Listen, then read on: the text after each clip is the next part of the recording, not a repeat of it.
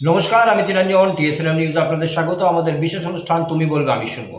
এতে আমরা কিছু বলি না, এতে বলে সাধারণ মানুষ, জনগণ, জনপ্রতিনিধি, আরও অনেকে। বিজেপির দ্বিতীয় প্রার্থী তালিকা লিস্ট প্রকাশ পেয়েছে। শিল্পাঞ্চলে নাম নেই বারাবণীর। প্রথম লিস্টে ছিল না রানীগঞ্জের, দ্বিতীয় লিস্টে রানীগঞ্জের নাম এসছে এবং বারাবণীর নাম এখনো আসেনি। কে হবে বারাবণীর বিজেপি প্রার্থী? কে হবে বারাবণীর বিজেপি প্রার্থী? দেখুন, কিছুটা সূত্র থেকে অনুমান করতে হয়, কিছুটা স্ট্র্যাটেজি ধরে নিতে হয়। যারা বিজেপির হয়ে নির্বাচনের আগে বেশি পরিমাণে প্রচার করেছে, বাড়ি বাড়ি ছুটে বেরিয়েছে, অথবা বিভিন্ন লিফলেট বিলি করেছে, মানুষকে বুঝিয়েছে, শিল্পাঞ্চলে কিন্তু তাদের নাম পাওয়া যাচ্ছে না। প্রথমত আমরা বলি বারাবণীর অরিজিৎ রায়। তাকে দেখা গেছে বিভিন্ন জায়গায় ছুটে বেড়াতে এবং মানুষের সঙ্গে জনসংযোগ করতে, গ্রামে গ্রামে ঘুরতে। বারাবণীতে এখনও কিন্তু প্রার্থী তালিকা প্রকাশ পায়নি। ঠিক সেরকম যদি দেখেন জামুরিয়াতে, সেখানে কলকাতা থেকে প্রিয়ঙ্কা টিবরেওয়াল বারবার ছোট বড় যে কোনো আন্দোলনে এসে পৌঁছেছেন, থানা ঘেরাও থেকে শুরু করে এসআইআর। কিন্তু সেখানেও প্রিয়ঙ্কা টিবরেওয়াল জামুরিয়াতে টিকিট পেল না, পেলেন ডক্টর বিজন মুখার্জি। আবার রানীগঞ্জের দিকে একটু ফিরে তাকান, সেখানেও কিন্তু এবারে যাকে টিকিট দেওয়া হয়েছে আইনজীবী এবং গ্রামের ছেলে। খুব ভালোভাবে যদি দেখেন, আগের বারের যে নির্বাচন হয়েছিল সেখানে এই গ্রামীণ ভোট নিয়েই কিন্তু তৃণমূলের তাপস বন্দ্যোপাধ্যায় সেখানে জয়লাভ করেছিলেন। শহর কেন্দ্রিক নয়, এই গ্রামীণ ভোট থেকেই জয়লাভ করেছিল, এমনটা হিসেব বলছে। সেই জায়গাতে তৃণমূলের যে ক্যান্ডিডেট কালবরণ মণ্ডল গ্রামীণ এলাকা থেকে, তাকে করা হয়েছে। এবং তারপরে বিজেপির সেকেন্ড লিস্ট বেরোলো পার্থ ঘোষ, সেই গ্রামীণ এলাকা থেকে।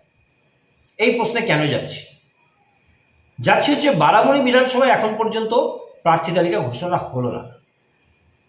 তাহলে যদি দেখা যায় যে বারাবণীতে বিজেপির হয়ে জনসম্পর্ক যারা করেছে, জনসংযোগ যারা করেছে, তার মধ্যে অরিজিৎ অন্যতম।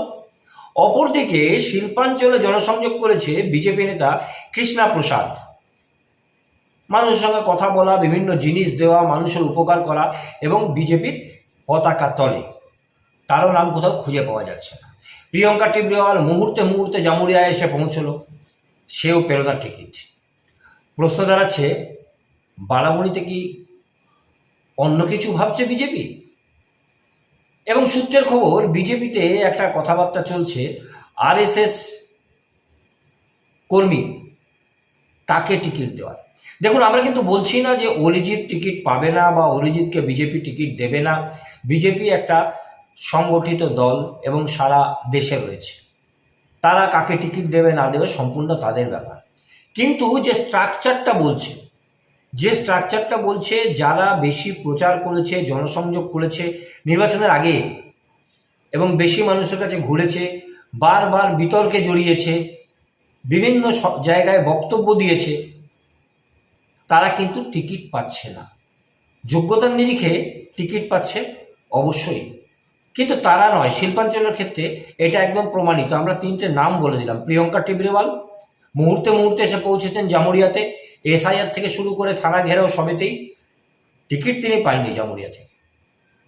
কৃষ্ণা প্রসাদ, তিনি গোটা শহরে বিভিন্ন জায়গাতে বিজেপির ঝান্ডা নিয়ে, বিজেপির পতাকা নিয়ে মানুষের কাছে গেছেন, ভোট দিতে বলেছেন, পদ্ম ফুলে জিনিসপত্র দান করেছেন, এখনও তার নাম কোথাও আসেনি।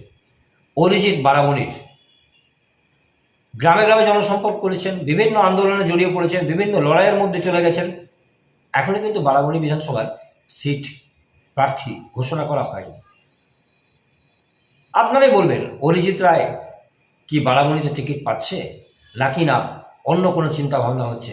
এবারে প্রার্থীর নাম বদলে যেতেও পারে। যদিও অবদান বলছে অরিজিৎ রায়ের কথা, কিন্তু বিজেপি কি ভাবছে? জয়ের কথা। অতএব সেদিক থেকে লড়াইয়ের কথা, সেদিক থেকে বারাবণীতে কি অরিজিৎ রায় এবারে টিকিট পাচ্ছে? প্রশ্ন সাধারণ মানুষের, আমাদের নয়। প্রশ্ন মানুষের, এখনো কেন টিকিট ঘোষণা হলো না? আমাদের নয়, প্রশ্ন সাধারণ মানুষের। কে পাচ্ছে বারাবণীতে বিজেপি প্রার্থী? কে পাচ্ছে বারাবণীতে বিজেপির টিকিট? বলবে সময়। কমেন্টস করতে পারেন আমাদের ইনবক্সে।